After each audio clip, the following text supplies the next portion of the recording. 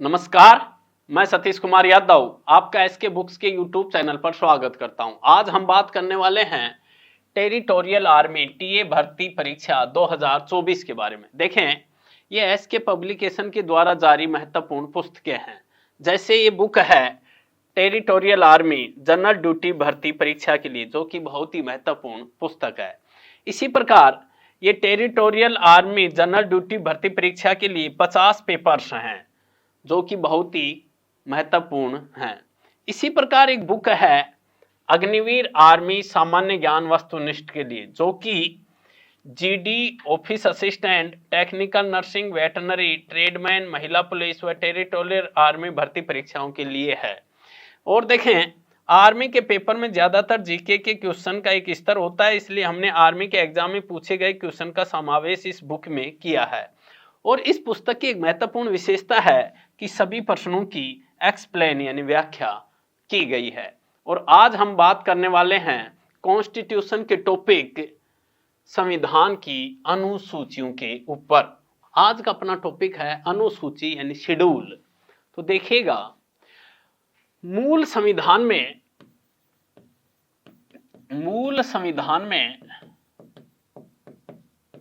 कितनी अनुसूची थी जी? 8 अनुसूची थी।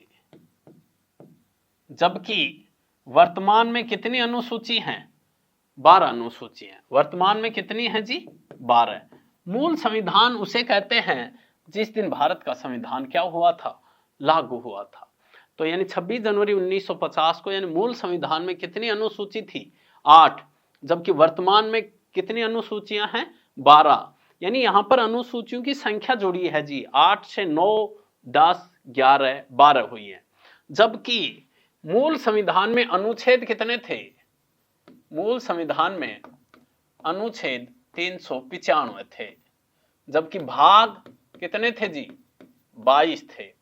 तो देखें, अनुच्छेद तो आज भी 395 ही हैं। क्यों? क्योंकि अनुच्छेदों में आगे का अनुच्छेद नहीं जुड़ा है, 396 नहीं जुड़ा है, 397 नहीं जुड़ा है। इसी प्रकार भाग भी कितने हैं? 22 हैं। यदि कुछ जुड़ा भी है तो अनुच्छेद के अंदर ही अनुच्छेद जोड़ा गया है, उसी अनुच्छेद में ए बी सी करके जोड़ा गया है, अलग से कोई भी अनुच्छेद नहीं जोड़ा गया है। तो देखें, जबकि अनुसूचियों में पहले कितनी थी? 8, अब कितनी है?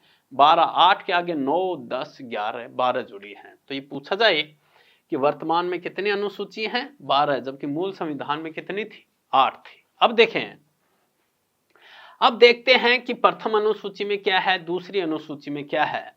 तो देखें, प्रथम अनुसूची में क्या है। तो प्रथम अनुसूची में भारत में 28 राज्य हैं वह 8 केंद्र शासित प्रदेश हैं। 8 केंद्र शासित प्रदेश हैं। इस बात का उल्लेख कौन सी अनुसूची में है? प्रथम अनुसूची में है। तो ये पूछा जाए कि प्रथम अनुसूची में क्या है, तो प्रथम अनुसूची में 28 राज्य व 8 केंद्र शासित प्रदेशों का उल्लेख है। अब देखें, ये पूछा जाए कि भाषा के आधार पर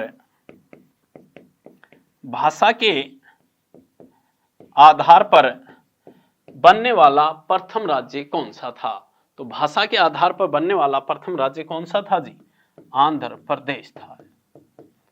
और ये किससे अलग हुआ था? ये मद्रास राज्य से अलग हुआ था। तो ये पूछा जाए कि भाषा के आधार पर बनने वाला प्रथम राज्य कौन सा था? तो भाषा के आधार पर बनने वाला प्रथम राज्य आंध्र प्रदेश था।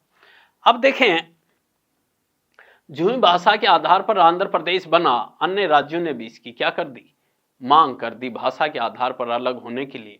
इसलिए 1953 में राज्य पुनर्गठन आयोग बनाया गया। राज्य पुनर्गठन आयोग का गठन किया गया, जो कि राज्यों के गठन से संबंधित था, जिसके अध्यक्ष कौन बने जी?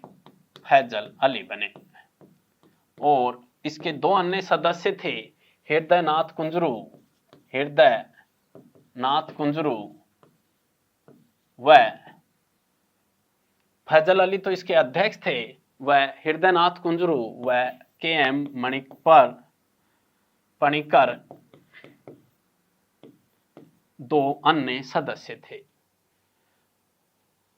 इसी प्रकार ये पूछा जाए कि छत्तीसगढ़ राज्य किससे अलग हुआ, तो देखें छत्तीसगढ़ राज्य मध्य प्रदेश से अलग हुआ। और ये कब अलग हुआ जी? 1 नवंबर 2000 को अलग हुआ। तो ये पूछा जाए कि छत्तीसगढ़ किससे अलग हुआ है? मध्य प्रदेश से अलग हुआ है। कब अलग हुआ है? 1 नवंबर 2000। इसी प्रकार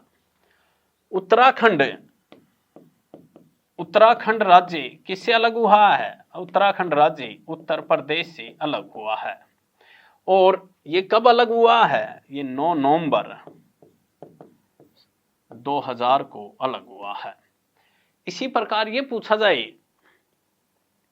कि झारखंड राज्य किससे अलग हुआ? तो झारखंड राज्य बिहार से अलग हुआ है। और ये कब अलग हुआ है? 15 नवंबर सन 2000 को अलग हुआ है। इसी प्रकार ये पूछा जाए कि तेलंगाना किससे अलग हुआ है? तो तेलंगाना आंध्र प्रदेश से अलग हुआ है। और ये कब बना जी? 2 जून 2014 को। तो इस प्रकार प्रथम अनुसूची में 28 राज्य व 8 केंद्र शासित प्रदेशों का उल्लेख है। और भाषा के आधार पर बनने वाला पहला राज्य कौन सा था?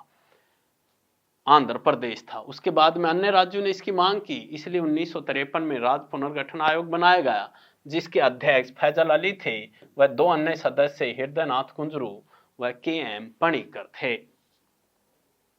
तो पहली अनुसूची में 28 राज्य व 8 केंद्र शासित प्रदेशों का उल्लेख है। नए भारत में सरकारी नौकरियां 100% भ्रष्टाचार रहित हैं। विद्यार्थी अपनी योग्यता से ही सरकारी नौकरी प्राप्त कर सकते हैं। ऑफलाइन कोचिंग सबसे उत्तम होती है, क्योंकि यहाँ पर पढ़ाई का एक पॉजिटिव एटमॉस्फेयर रहता है। विद्यार्थी केवल अपनी पढ़ाई में ध्यान देता है और अपनी रोज की दिनचर्या से अलग होता है। साथ में अध्यापकों से उसका संपर्क रहता है, जिससे वह अपने डाउट क्लियर कर सकता है। इसके लिए यह उपयुक्त रहेगा कि वह एक अच्छे इंस्टीट्यूट में तैयारी करे, जहां पर उसको बाहर न जाना पड़े। हमारी संस्था में हॉस्टल है, जहां विद्यार्थियों को कठोर अनुशासन का पालन सेना के रिटायर्ड अधिकारियों की देखरेख में होता है। यहाँ विद्यार्थी को स्मार्टफोन रखने की अनुमति नहीं है। रात को प्रत्येक 40 से 50 लड़कों पर एक वार्डन उपलब्ध रहता है। पढ़ाने के लिए सक्षम अध्यापकों की टीम SK बुक्स के लेखक राम सिंह यादव के नेतृत्व में कार्य करती है। हर विषय जो टेरिटोरियल आर्मी TA भर्ती परीक्षा के लिए महत्वपूर्ण है, उसको हम विस्तार से हमारे ऑफलाइन सेंटर में पढ़ाते हैं। हर विषय की अच्छी तैयारी कराते हैं। हम बार बार टेस्ट के माध्यम से आपके कमजोर विषयों की जानकारी लेकर उसको एक्स्ट्रा पढ़ाते हैं। इसके साथ ही SSC GD सिपाही के भी अलग से बैच चल रहे हैं।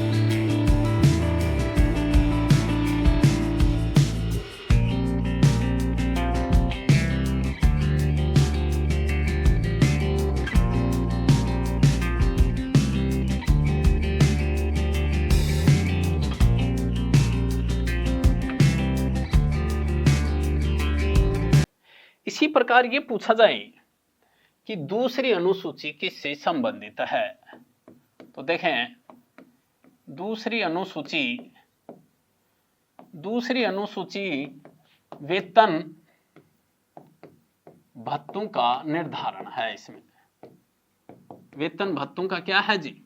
निर्धारण है। तो देखें, तो दूसरी अनुसूची में किन के वेतनों का उल्लेख नहीं है, मैं बता दूं, कोई भी केंद्रीय व राज्य मंत्री के वेतन का उल्लेख इस अनुसूची में नहीं है। कोई भी केंद्रीय व राज्य मंत्री का वेतन का उल्लेख इस अनुसूची में नहीं है। तो फिर किनका वेतन है? तो देखें,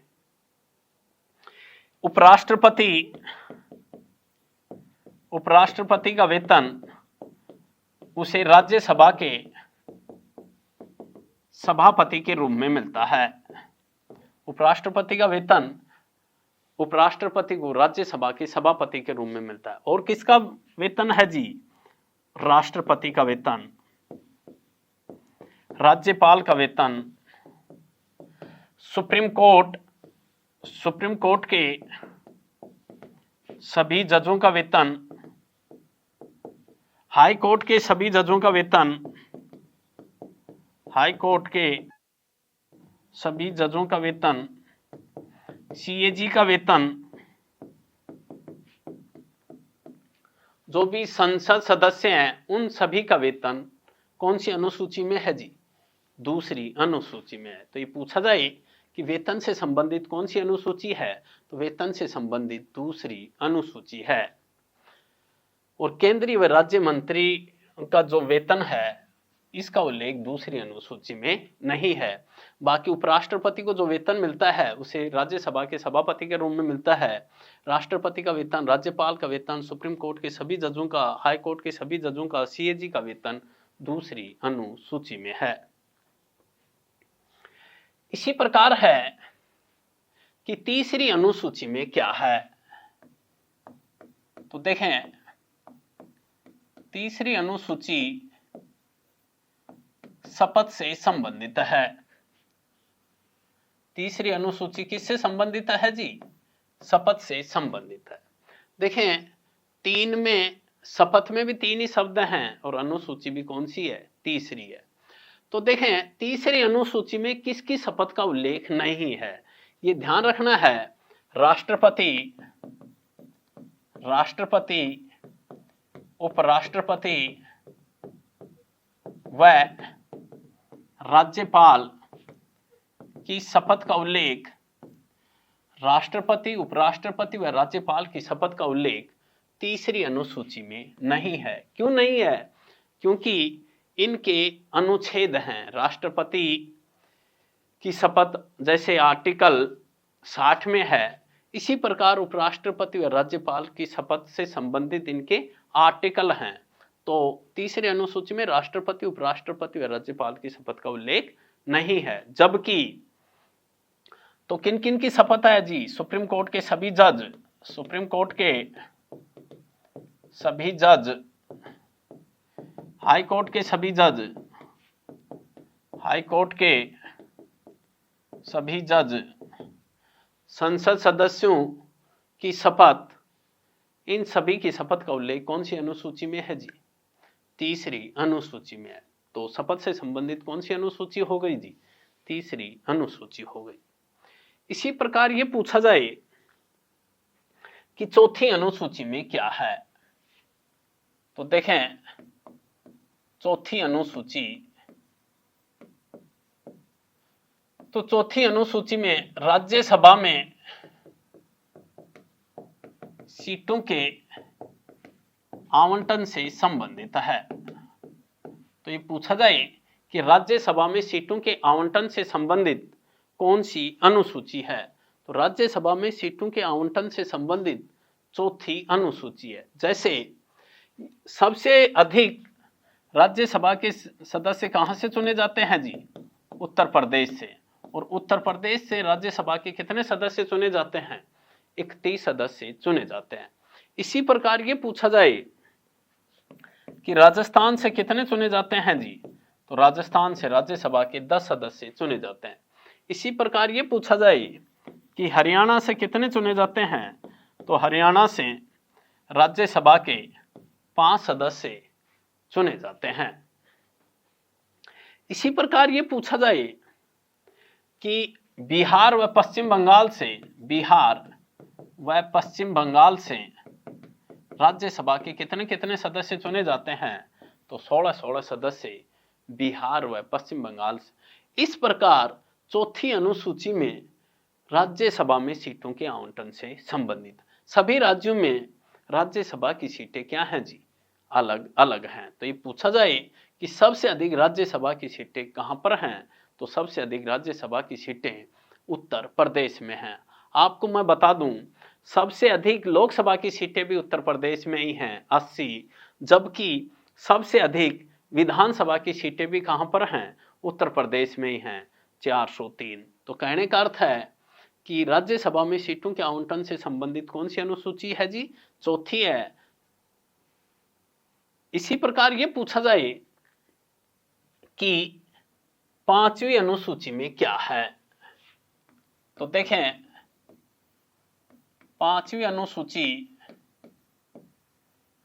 तो 5वीं अनुसूची अनुसूचित जाति व अनुसूचित जाति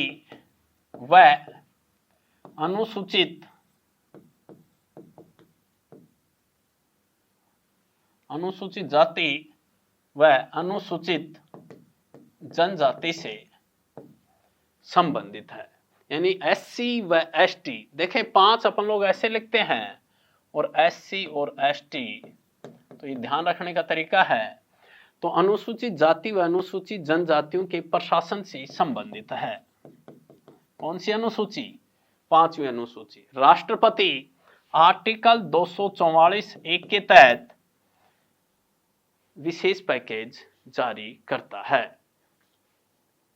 तो अनुसूचित जाति व अनुसूचित जनजातियों के प्रशासन से संबंधित कौन सी अनुसूची है, 5वीं अनुसूची है। और कौन से आर्टिकल के तहत, 244(1) के तहत। इसी प्रकार है 6ठी अनुसूची।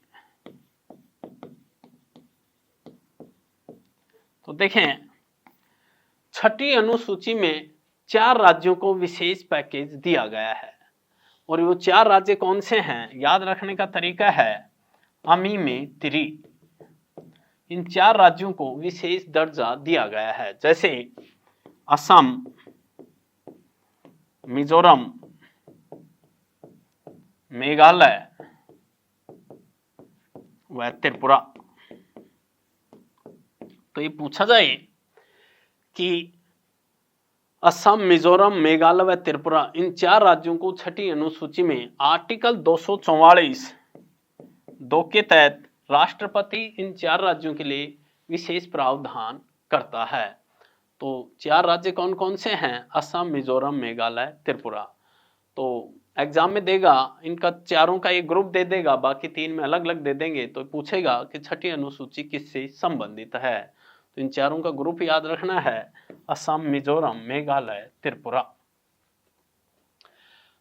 अब आता है कि 7वीं अनुसूची में क्या है, तो देखिएगा 7वीं अनुसूची। तो देखें 7वीं अनुसूची में 3 सूची है जी। नंबर 1 है संघ सूची, दूसरी है राज्य सूची, और तीसरी है जी समवर्ती सूची।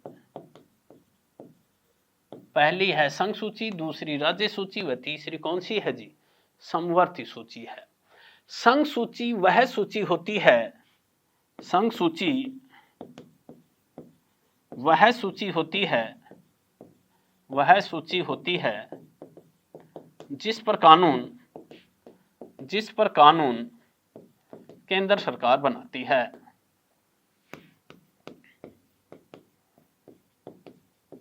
तो ये पूछा जाए कि संघ सूची कौन सी सूची होती है, तो संघ सूची वह सूची होती है जिस पर कानून केंद्र सरकार यानी संसद कानून बनाई, वो कौन सी सूची होती है जी, संघ सूची। रेल से संबंधित, बैंकिंग से संबंधित, डाक संचार से संबंधित कौन सी अनुसूची में है जी, कौन सी सूची में है, संघ सूची में। और संघ सूची में कितने विषय हैं, 100 विषय हैं। इसी प्रकार है राज्य सूची। तो देखें राज्य सूची कौन सी सूची होती है, तो राज्य सूची वह सूची होती है जिस पर कानून राज्य सरकार बनाए। राज्य सूची वह सूची होती है जिस पर कानून कौन बनाए जी, राज्य सरकार बनाए। जैसे पंचायत राज राज्य सूची का विषय है। पंचायत राज कौन सी सूची का विषय है जी, राज्य सूची का विषय है।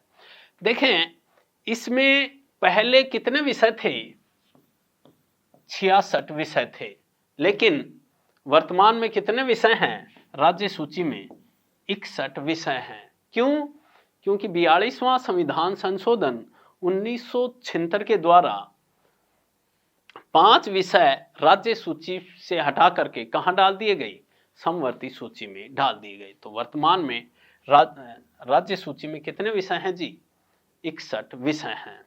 तो संघ सूची वह सूची होती है जिस पर कानून केंद्र सरकार बनाती है, और राज्य सूची वह सूची होती है जिस पर कानून राज्य सरकार बनाती है।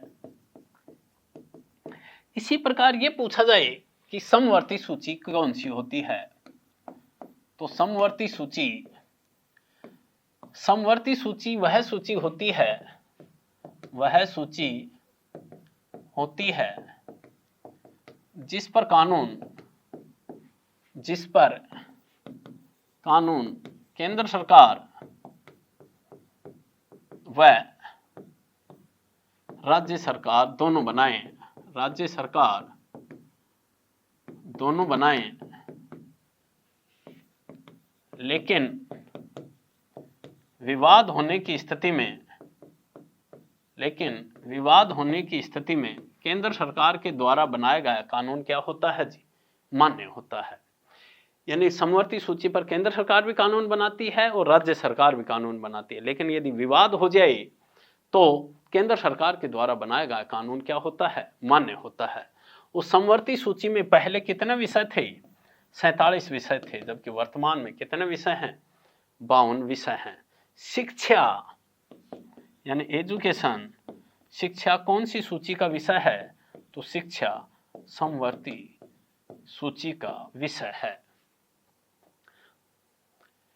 इसी प्रकार है ये पूछा जाए कि 8वीं अनुसूची किससे संबंधित है, तो 8वीं अनुसूची, तो देखिएगा 8वीं अनुसूची भाषा से संबंधित है।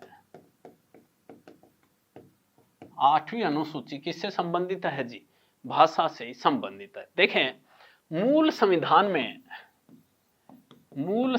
में कितनी भाषाओं को मान्यता प्राप्त थी जी, 14 भाषाओं को मान्यता प्राप्त थी। जबकि यह पूछा जाए कि वर्तमान में कितनी भाषाओं को मान्यता प्राप्त है, तो वर्तमान में 22 भाषाओं को मान्यता प्राप्त है। तो मूल संविधान में कितनी भाषाएं, 14, जबकि वर्तमान में कितनी भाषाओं को मान्यता प्राप्त है जी, 22। मैं आपको बता दूं कि 15वीं भाषा कौन सी जोड़ी गई, तो 15वीं भाषा 21वां संविधान संशोधन 1967 के द्वारा सिंधी भाषा जोड़ी गई। तो ये पूछा जाए कि 15वीं भाषा कौन सी थी जी, तो 15वीं भाषा सिंधी थी, और सिंधी को कब जोड़ा गया, 21वां संविधान संशोधन 1967 के द्वारा जोड़ा गया। इसी प्रकार ये पूछा जाए कि 16, 17, 18, तो देखें एक शब्द आता है नमक, जिससे याद रह जाएगा। तो 16, 17, 18 नेपाली, मणिपुरी और कोंकणी,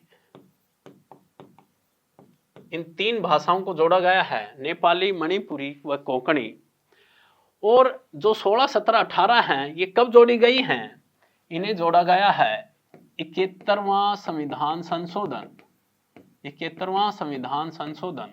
1992 के द्वारा। तो ये पूछा जाए कि नेपाली, मणिपुरी व कोंकणी जो 16, 17, 18 नंबर की भाषाएं हैं, इन्हें कब जोड़ा गया? इन्हें 71वां संविधान संशोधन 1992 के द्वारा जोड़ा गया। जबकि ये पूछा जाए कि 19, 20, 21 व 22 कौन कौन सी भाषाएं जोड़ी गई, तो देखें, एक अपन लोग मैथ के अंदर एक सूत्र पढ़ते हैं, बोर्ड मास, तो ये शब्द याद रह जाएगा अपने। तो देखें, बोडो, डोगरी, मैथाली, संथाली, इस प्रकार ये 4 भाषाएं हैं जो 19, 20, 21 व 22, तो इन्हें कब जोड़ा गया? इन्हें जोड़ा गया 92वां संविधान संशोधन, 92वां संविधान संशोधन 2003 के द्वारा, 92वां संविधान संशोधन 2003 के द्वारा। तो कहने का अर्थ है कि वर्तमान में कितनी भाषाओं को मान्यता प्राप्त है? तो वर्तमान में 22 भाषाओं को मान्यता प्राप्त है। जबकि मूल संविधान में कितनी भाषाएं थी? 14। 15वीं भाषा सिंधी को जोड़ा गया, कब जोड़ा गया? 21वां संविधान संशोधन 1967 के द्वारा जोड़ा गया है। इसी प्रकार 16, 17, 18 नेपाली, मणिपुरी, कोंकणी, इन्हें 71वां संविधान संशोधन 1992 के द्वारा जोड़ा गया। जबकि 19, 20, 21, 22 बोडमास, बोडो, डोगरी, मैथाली, संताली, और इन्हें कब जोड़ा गया? 92वां संविधान संशोधन 2003 के द्वारा जोड़ा गया है। नेक्स्ट है, अब देखते हैं जी 9वीं अनुसूची।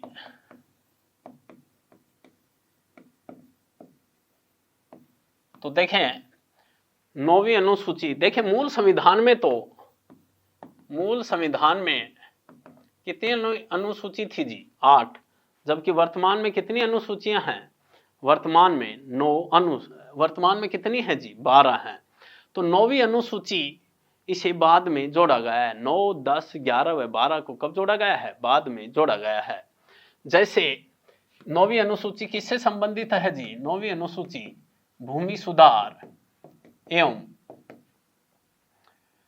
आर्थिक समानता से संबंधित है। यानी भूमि सुधार एवं आर्थिक समानता से संबंधित कौन सी अनुसूची है जी?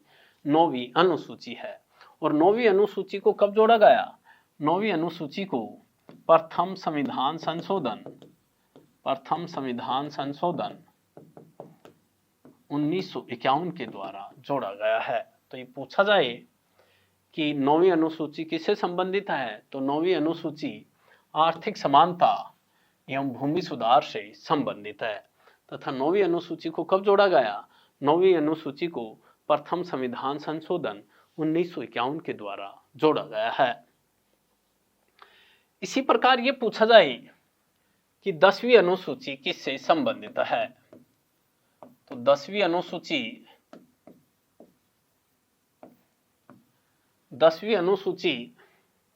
किससे संबंधित है जी? तो 10वीं अनुसूची व्यक्तिगत दल बदल पर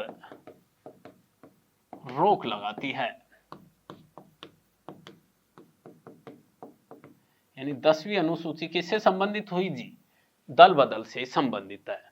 तो ये पूछा जाए कि व्यक्तिगत दल बदल से संबंधित कौन सी अनुसूची है? 10वीं अनुसूची है।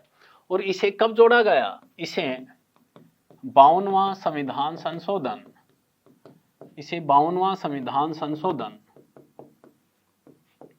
1985 के द्वारा जोड़ा गया है। तो ये पूछा जाए कि दल बदल से संबंधित कौन सी अनुसूची है? तो दल बदल से संबंधित 10वीं अनुसूची है। और इसे कब जोड़ा गया? इसे 52वां संविधान संशोधन 1985 के द्वारा जोड़ा गया है। देखें, यदि संसद सदस्य की योग्यता का फैसला है, यदि संसद सदस्य की योग्यता का फैसला है, तो इसका तो फैसला कौन करता है? निर्वाचन आयोग के परामर्श से राष्ट्रपति करता है। यदि संसद सदस्य की योग्यता का फैसला है, मामला है, तो इसका फैसला कौन करेगा? निर्वाचन आयोग के परामर्श से राष्ट्रपति करता है। और यदि दल बदल से संबंधित कोई मामला है, तो इसका फैसला स्पीकर करता है। तो दल बदल से संबंधित उसका फैसला तो कौन करता है? स्पीकर करता है। जबकि संसद सदस्य की योग्यता का मामला है तो उसका फैसला निर्वाचन आयोग के परामर्श से राष्ट्रपति करता है। तो ये पूछा जाए कि दल बदल से संबंधित कौन सी अनुसूची 10वीं और इसे 52वां संविधान संशोधन 1985 के द्वारा जोड़ा गया है। इसी प्रकार है 11वीं अनुसूची। तो देखें 11वीं अनुसूची बहुत महत्वपूर्ण अनुसूची है और इसे कब जोड़ा गया? इसे 73वां संविधान संशोधन 1992 के द्वारा जोड़ा गया है और ये ग्रामीण स्थानीय स्वशासन से संबंधित है, यानी पंचायत राज से संबंधित है। ग्रामीण स्थानीय स्वशासन से संबंधित ग्रामीण स्थानीय स्वशासन से संबंधित कौन सी अनुसूची है जी? 11वीं अनुसूची है। इसके द्वारा पंचायतों में नियमित चुनाव करवाने का क्या किया गया? प्रावधान किया गया। यानी 73वां संविधान संशोधन 1992 ग्रामीण स्थानीय स्वशासन से संबंधित है। जबकि ये संशोधन कब हुआ? 1992 में। जबकि इसे लागू कब किया गया? इसे लागू 24 अप्रैल 1993 को किया गया। इसीलिए पंचायत राज दिवस कब आता है जी? पंचायत राज दिवस 24 अप्रैल को आता है। और देखें 11वीं अनुसूची के द्वारा इसमें 11वीं अनुसूची कौन से भाग में है जी? ये भाग 9 में है। भाग 9 में है और इसके द्वारा कितने विषय हैं इसमें? 11वीं अनुसूची में इसमें 29 विषय हैं। तो ग्रामीण स्थानीय स्वशासन से संबंधित कौन सी अनुसूची हो गई? 11वीं। और इसे कब जोड़ा गया? 73वां संविधान संशोधन 1992 के द्वारा। और इसे लागू कब किया गया? 24 अप्रैल 1993 को लागू किया गया और ये भाग 9 में है तथा 11वीं अनुसूची में कितने विषय हैं? 29 विषय हैं। इसी प्रकार है 12वीं अनुसूची।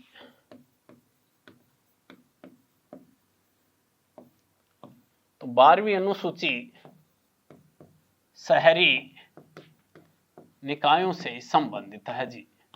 तो 12वीं अनुसूची किससे संबंधित है? शहरी निकायों से संबंधित है। और इसे कब जोड़ा गया? इसे 74वां संविधान संशोधन 1992 के द्वारा जोड़ा गया है। और इसमें कितने विषय हैं जी? इसमें 18 विषय हैं। तो शहरी निकायों से संबंधित तो कौन सी अनुसूची हो गई? 12। जबकि ग्रामीण स्थानीय स्वशासन से संबंधित कौन सी अनुसूची हो गई जी? 11वीं। तो देखें इस प्रकार अपन ने ये जो वर्तमान में 12 अनुसूची हैं इन अनुसूचियों पर डिस्कस किया। अब देखते हैं कि ये जो अनुसूचियों से संबंधित टॉपिक है इससे संबंधित महत्वपूर्ण प्रश्नों पर डिस्कस करते हैं। तो ये पूछा जाए प्रश्न 1, भाषा के आधार पर अलग होने वाला राज्य कौन सा था? तो भाषा के आधार पर बनने वाला प्रथम राज्य कौन सा था?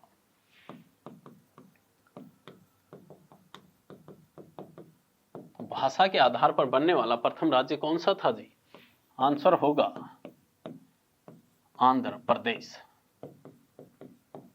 जो 1953 में बना। तो ये पूछा जाए और किससे अलग हुआ था? ये मद्रास राज्य से अलग होकर के बनाया गया था। तो भाषा के आधार पर बनने वाला प्रथम राज्य कौन सा था जी? आंध्र प्रदेश था। इसी प्रकार प्रश्न ये पूछा जाए मूल संविधान में कितनी अनुसूचियां थी? तो मूल संविधान में कितनी अनुसूची थी? तो आंसर होगा मूल संविधान में 8 अनुसूची थी। मूल संविधान में कितनी अनुसूची थी जी? 8 अनुसूची थी। जबकि वर्तमान में कितनी अनुसूची हैं? तो वर्तमान में अनुसूचियों में बदलाव होकर अनुसूचियों की संख्या कितनी है जी? 12 है। इसी प्रकार मूल संविधान में अनुच्छेद 395 थे, जबकि भाग 22 थे। इन कहने का अर्थ है कि अनुसूचियों में बदलाव हुआ है और अनुसूचियों की संख्या 8 से बढ़कर के कितनी हो गई है? 12 हो गई है।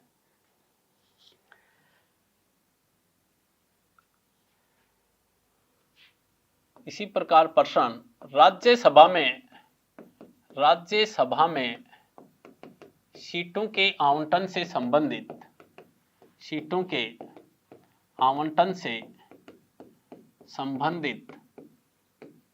कौन सी अनुसूची है?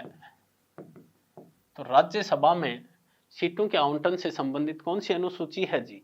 तो राज्यसभा में सीटों के आवंटन से संबंधित चौथी अनुसूची है। राज्यसभा में सीटों के आवंटन से संबंधित कौन सी अनुसूची है जी? चौथी अनुसूची है। देखें, सबसे अधिक राज्यसभा की सीटें कहां पर हैं? तो सबसे अधिक राज्यसभा की सीटें उत्तर प्रदेश में हैं, जबकि राजस्थान में 10 हैं, हरियाणा में 5 हैं, बिहार व पश्चिम बंगाल में 16 हैं। तो राज्यसभा में सीटों के आवंटन से संबंधित कौन सी है जी? चौथी अनुसूची है। क्वेश्चन अगला ये पूछा जाए कि छठी अनुसूची में किन राज्यों को विशेष दर्जा प्राप्त है? यानी छठी अनुसूची में किन राज्यों को विशेष दर्जा प्राप्त है? तो आंसर होगा, तो छठी अनुसूची में 4 राज्यों को विशेष दर्जा प्राप्त है जी। अमी में 3, यानी असम, मिजोरम, मेघालय व त्रिपुरा, इन 4 राज्यों को विशेष पैकेज प्राप्त है। कौन सी अनुसूची में जी? छठी अनुसूची में। इसी प्रकार प्रश्न ये पूछा जाए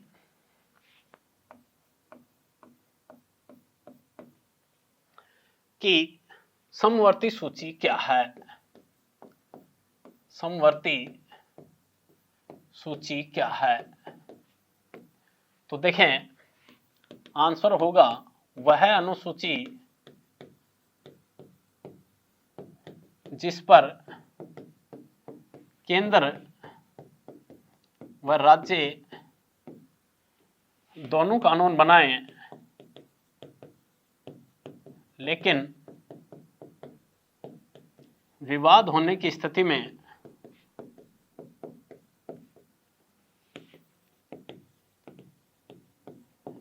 केंद्र सरकार के द्वारा बनाया गया कानून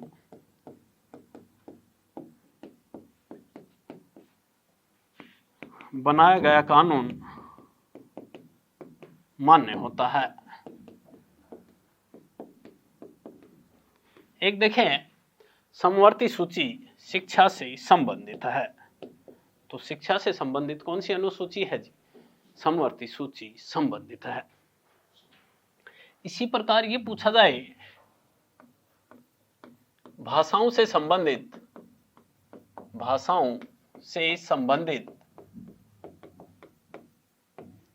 कौन सी अनुसूची है?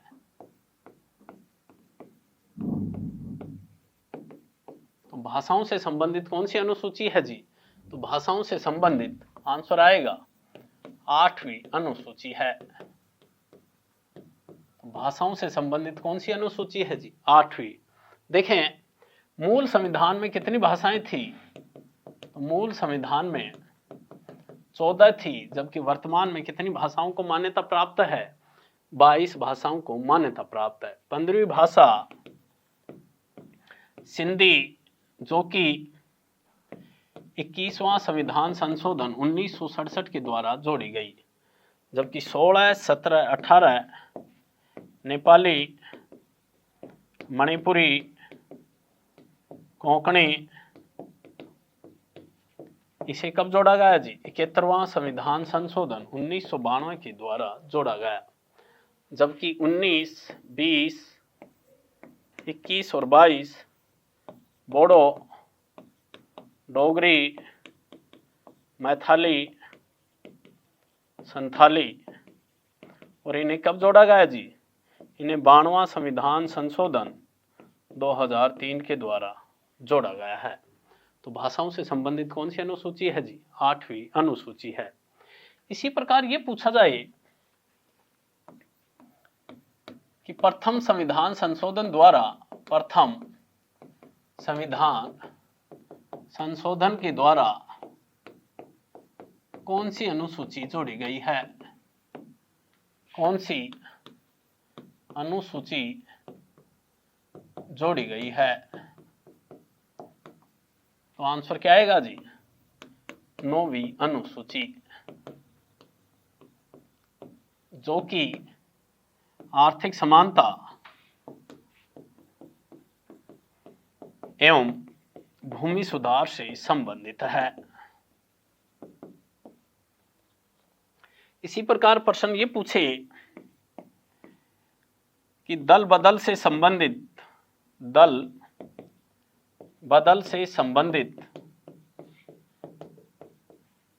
कौन सी अनुसूची है?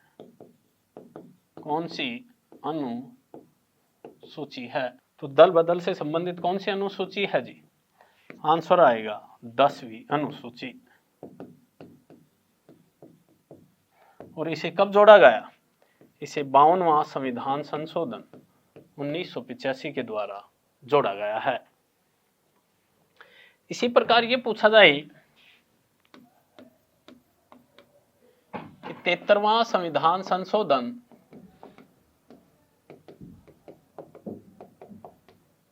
1992 के द्वारा कौन सी अनुसूची जोड़ी गई है?